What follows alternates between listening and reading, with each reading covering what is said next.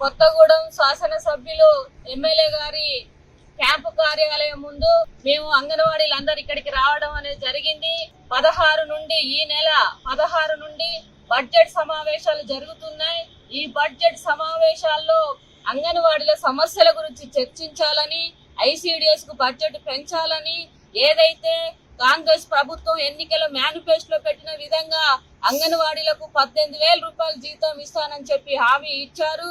ఆ పద్ధతిలో 18,000 రూపాయల వేతనం ఇవ్వాలని, పెరిగిన ధరలకు అనుగుణంగా జీతాలు పెంచాలని, అందుకు అనుగుణంగా బడ్జెట్ పెంచాలని, అట్లాగే ప్రీ ప్రైమరీ విద్యను అంగన్వాడీ కేంద్రాల్లోనే అమలు చేయాలని, ఆ నిధులు అంగన్వాడీ కేంద్రాలకు ఇవ్వాలని చెప్పేసి మేము డిమాండ్ చేస్తున్నాం.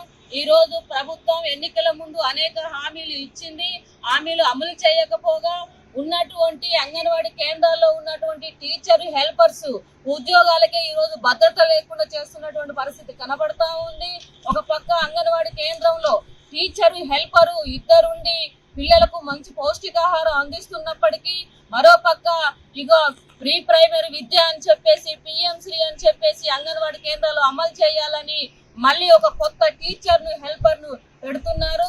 ఇక మరి కొత్తగా టీచర్ హెల్పర్ ఎందుకు అవసరం అని చెప్పేసి మేము డిమాండ్ చేస్తున్నాం. పిల్లలకు అందించేటువంటి ఏ సౌకర్యాలకు మేము వ్యతిరేకం కాదు, మెరుగైనటువంటి సౌకర్యాలు ఇవ్వండి, కానీ అది అంగన్వాడీ కేంద్రాల్లో ఇప్పుడు ఉన్నటువంటి వాళ్ళతోటే అమలు చేయాలని చెప్పి వేలాది మంది అంగన్వాడీలు కూడా చలో హైదరాబాద్ కు బయలుదేరుతా ఉన్నారు. కాబట్టి ఇప్పటికైనా ప్రభుత్వం మా సమస్యలు పరిష్కరించాలి, మాకు ఇచ్చినటువంటి హామీలు అమలు చేయాలి. అమలు చేయకపోతే రానున్న కాలంలో కూడా దశల వారి పోరాటాలకు సిద్ధం. ఏదైతే కాంగ్రెస్ ప్రభుత్వం ఎన్నికల మేనిఫెస్టోలో పెట్టిన విధంగా అంగన్వాడీలకు 18,000 రూపాయల జీతం ఇస్తానని చెప్పి హామీ ఇచ్చారు. ఆ పద్ధతిలో 18,000 రూపాయల వేతనం ఇవ్వాలని, పెరిగిన ధరలకు అనుగుణంగా జీతాలు పెంచాలని, అందుకు అనుగుణంగా బడ్జెట్ పెంచాలని ఈ రోజు ప్రభుత్వం ఎన్నికల ముందు అనేక హామీలు ఇచ్చింది.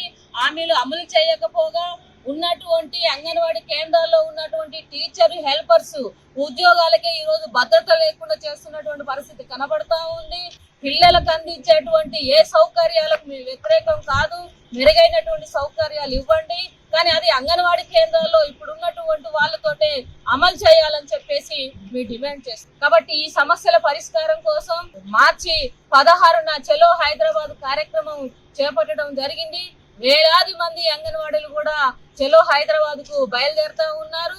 కాబట్టి ఇప్పటికైనా ప్రభుత్వం మా సమస్యలు పరిష్కరించాలి, మాకు ఇచ్చినటువంటి హామీలు అమలు చేయాలి. అమలు చేయకపోతే రానున్న కాలంలో కూడా దశల వారి పోరాటాలకు సిద్ధం అవుతాం అని చెప్పేసి హెచ్చరిక చేస్తాం.